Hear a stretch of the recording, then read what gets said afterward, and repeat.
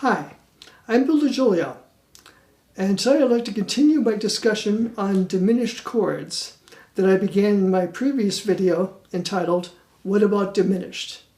So let's consider this as part 2 of that video, where in the first video I just demonstrated some chord voicings, some arpeggio fingerings, and a scale fingering.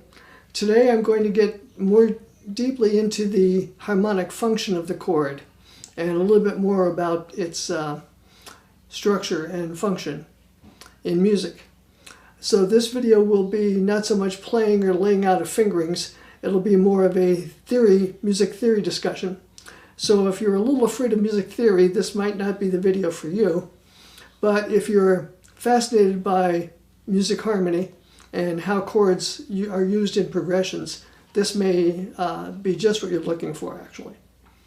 So the first thing I want to discuss is the common confusion between two different chords, the fully diminished chord, which last video dealt with, and the half-diminished chord. Now both of those are 4-note chords, they're 7th chords, but are two different harmonic functions and spellings. Excuse me. The fully diminished chord, just to review, is spelled 1, flat 3, flat 5, double flat 7, or in the key of C, that would be C, E flat, G flat, B double flat, or A enharmonically, whereas the minor 7 flat 5, or the half-diminished chord, is spelled 1, flat 3, flat 5, flat 7, or C, E flat, G flat, B flat. I'll play the two of them so you can contrast the sound. Here's the fully diminished. Here's the half-diminished. Fully diminished contains the B double flat. Half-diminished, B flat.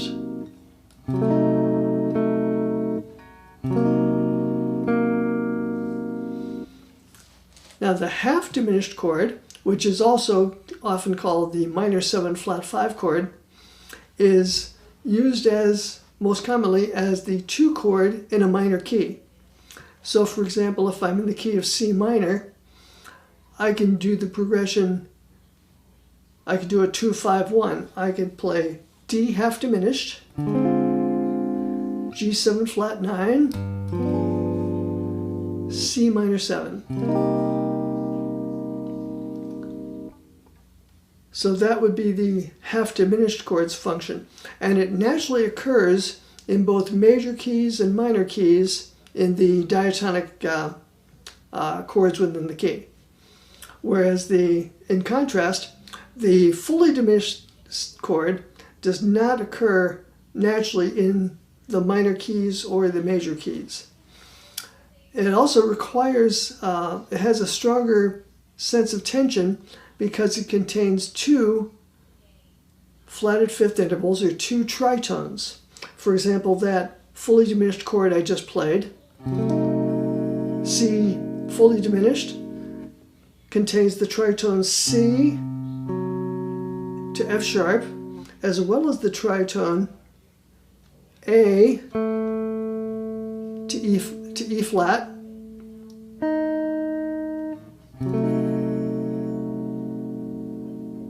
so the chord contains 2 tritones, which means it really more strongly requires resolution. So the fully diminished chord is almost never used as a point of rest in a song. It's always a passing chord or a chord that requires some kind of resolution. Let me take an actual progression of a song to show you one way it's used. For example, a very common use of this chord is in the song A Foggy Day in London Town, the jazz standard, which has the chords, the first 4 chords are F major 7, F sharp diminished 7th, fully diminished of course, G minor 7, C 7 or C13. I'll play that again. F major 7, F sharp 7, G minor 7, C7 or C13. So in that case, notice we have a moving bass line. F to F sharp to G, up a fourth to the 5, C, which then returns back to F major 7 in the 5th bar of the song. Now, one interesting thing about the diminished 7th chord is that it's very harmonically similar to another chord often used in jazz, which is the dominant 7th flat 9 chord. I'll explain that. The F sharp diminished chord that I just played, diminished 7th chord, contains the notes F sharp, A, C, E flat. Now the D 7 flat 9 chord contains the notes D, F sharp, A, C, E flat. So notice that the top 4 notes of the D7 flat 9 chord are exactly the same as the 4 notes in the F sharp diminished 7th chord, which means I can often substitute the diminished chord for the dominant 7th chord and vice versa. Frequently substitute a dominant 7th flat 9 chord for a diminished chord in a song, depending on its use. It can't be universally done, but in many cases it does work. So for example, in the song I just named, Foggy Day, I can replace the 2nd chord, the diminished chord, with a D7 flat 9 chord. I'll play it both ways so you hear the difference. The original, F major 7, F sharp diminished, G minor 7, C13. Now I'll substitute a dominant 7th chord. F major 7, D7 flat 9, G minor 7, C9, C13.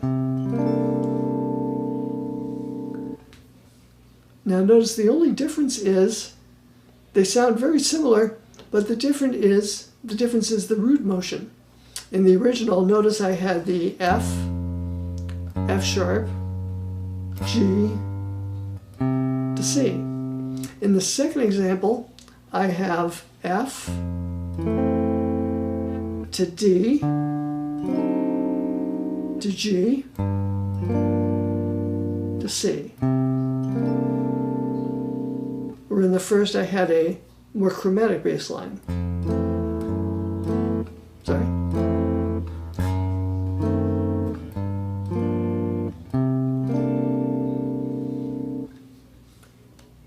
And then, of course, in the 5th bar, that resolves to F.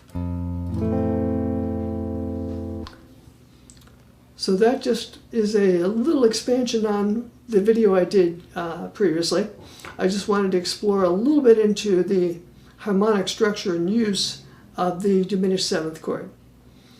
There again, studying your major scales and knowing formulas of chords will really help you in understanding these theoretical discussions. If you find yourself getting lost frequently when people go into discussions like this, it usually is because you haven't thoroughly digested the notes in your scales and the formulas required to build chords and the ability to recall them quickly. If you have them in front of on a sheet somewhere and you can use that as a reference, that's great, but you really become functionally useful when you can recall them quickly and have them memorized. Then it becomes a lot easier to follow discussions like this and even to be able to find them on the instrument. So I hope this has been some help and a little bit of an extension of the previous video. If you have any questions or anything I said wasn't clear, feel free to leave a comment or a question, and I'd be happy to answer it in a future video or in the comment section if room allows. Thanks very much for watching, and have a great day.